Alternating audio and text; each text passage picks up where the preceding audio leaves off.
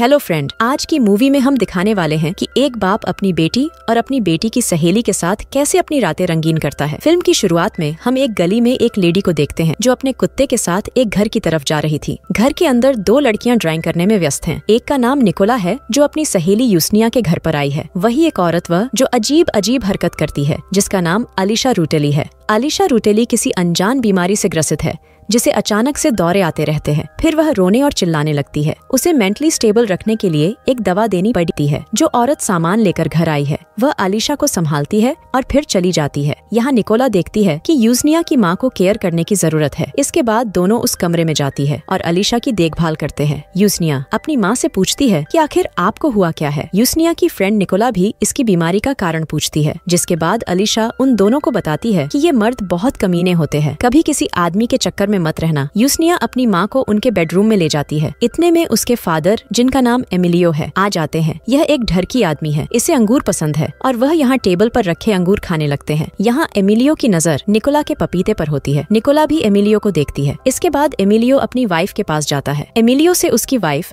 बिल्कुल अपने आप को नॉर्मल दिखाना चाहती है। वह ऐसा प्रेजेंट करती है कि उसे कुछ भी नहीं हुआ है। निकोला अब तक अपने घर जा चुकी है। इसके बाद जब यूजेनिया अपने डैड को खाने को कुछ देती है तो यह ढरकी बुढ़ा उसके बालों को सहलाने लगता है। वह कहता है, तुम बहुत खूबसूरत हो। एक दिन क्लिनिक में एमिलियो की असिस्टेंट उसे बताती है कि उसकी बेटी ने अपनी फ्रेंड निकोला के लिए अपॉइंटमेंट बुक किया है। उसके दांत में कुछ समस्या है जो अक्सर एमिलियो के घर आती रहती है। क्लिनिक में जब एमिलियो निकोला के दांत को चेक करने की कोशिश करता है वह दर्द से कराहने लगती है। निकोला एमिलियो को अपने दांत तक छूने नहीं देती है और कहती है कि उसे पहले दर्द का इंजेक्शन लगाया जाए। निकोला नर्स को भी बाहर जाने के लिए बोलती है क्योंकि नर्स के सामने वह कंफर्टेबल नहीं है। जब नर्स बाहर चली जाती है एमिलियो उसे दर्द का इंजेक्शन लगाता है। इंजेक्शन लगाने के बाद निकोला अजीब सा बर्ताव करने लगती है जैसे काम उत्तेजना में होता है। शुरू में डॉक्टर एमिलियो को लगता है कि शायद इंजेक्शन के कारण ऐसा हुआ है, परंतु ऐसा नहीं है। वह एमिलियो के साथ गपा गप करना चाहती है। उसके बाद निकोला एमिलियो के साथ जबरदस्ती चुम्मा लेती है और अपने कपड़े उतारती है। इस बर्ताव से एमिलियो भी उसकी गुफा में अपना सांप डालना चाहता है। इसके बाद क्लिनिक में ही दोनों गपा गप शुरू कर देते हैं। कुछ देर के बाद एमिलियो को एहसास होता है कि उसने निकोला के साथ गपा गप करके ठीक नहीं किया क्योंकि निकोला उसके बेटी की फ्रेंड है। फिर इसके हवस के इस पुजारी ने खिड़की से बाहर निकोला को जाते हुए देखता है। इस घटना के बाद अगले दिन निकोला यूसनिया के घर आती है। सभी लोग टेबल पर नाश्ता करते हैं पर एमिलियो और निकोला ऐसा बर्ताव करते हैं कि जैसे उनके बीच गपा गप हुआ ही न हो। यही यूसनिया की माँ ने उन सभी के लिए कुछ बनाया था। यूसनिया तो उसे खाती है पर निकोला को ये पसंद नहीं आया। यूसनिया को अभी तक नहीं मालूम कि उसकी बेस्ट फ्रेंड उसके फादर के साथ गपा गप किया है। बाद में यूसनिया की मॉम अपने यंग डेज के बारे में बताती है कि किस प्रकार से एमिलियो और उसका संबंध हुआ था, कैसे उसके फादर ने उसकी माँ को प्रपोज किया था। वह कहती है कि तब का एमिलियो और आज के एमिलियो बिल्कुल बदल गए हैं। एक दिन निकोला यूसनिया के घर पर आती है। इसके बाद निकोला अलीशा से मिलती है। अलीशा निकोला को एक गाउन पहनने को देती है जिसे उसने अपनी शादी के टाइम पर पहना था। इतने में यूसनिया बताती है कि एमिलियो घर आ गया है। यूसनिया की मदर गांव को निकोला के शरीर से जल्द ही उतार देती है। इसके बाद यूसनिया की माँ उसके पिता को एक टब में नहलाती है। वैसा दिखावा करती है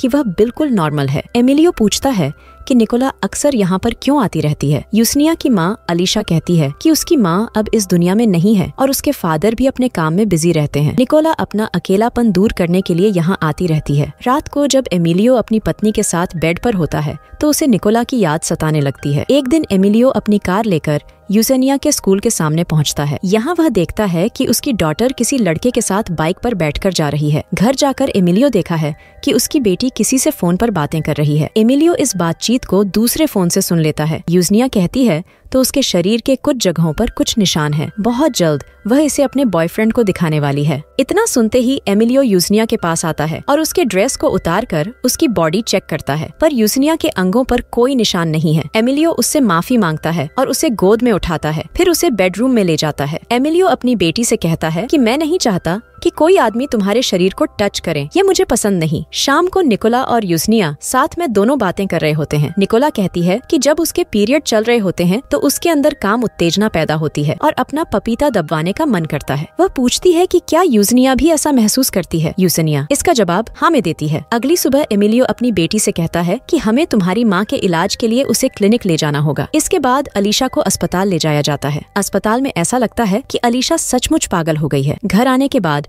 हम अलीशा को उसकी मेड के साथ देखते हैं। कुछ देर बाद एक डिलीवरी बॉय उसके पास आता है। मीट की थैली लेकर मेड घर के अंदर चली जाती है। इसके बाद हम देखते हैं कि डिलीवरी बॉय और अलीशा के बीच में खूब सारी बातें होती है। यहाँ डिलीवरी बॉय अलीशा को फ्लर्ट कर रहा होता है और तभी एमिलियो आ जाता है और वह डिलीवरी बॉय को यहाँ से जाने के लिए बोलता है। अगले दिन एमिलियो अपनी डॉटर को पिक करने के लिए स्कूल जाता है। यूजनिया निकोला से कार में बैठने के लिए रिक्वेस्ट करती है। इसके बाद ढरकी बुढ़ा बहुत खुश हो जाता है। वही कार में यूजनिया निकोला से कहती है कि तुम मेरे फादर से एक अपॉइंटमेंट लो, मेरे पिता बड़े अच्छे डेंटिस्ट हैं। शाम को निकोला एमिलियो के क्लिनिक पर पहुंच जाती है। निकोला एमिलियो से अपना ढोल बजवाना चाहती है। एमिलियो को भी इसी दिन का इंतजार होता है और दोनों आपस में गपागप शुरू कर देते हैं। इसके बाद एमिलियो बताता है कि उसने निकोला को कोई एनेस्थीसिया नहीं दिया। इसके बाद निकोला का मूड बदल जाता है और वह जाने लगती है। वह कहती है कि आप जैसे डॉक्टर का कोई भरोसा नहीं। इसके बाद एमिलियो अपने आप पर बहुत सॉरी फील करता है। घर आने के बाद हम देखते हैं कि एमिलियो बहुत उदास बैठा होता है। तभी उसकी बेटी उसके पास आ जाती है। एमिलियो की नजर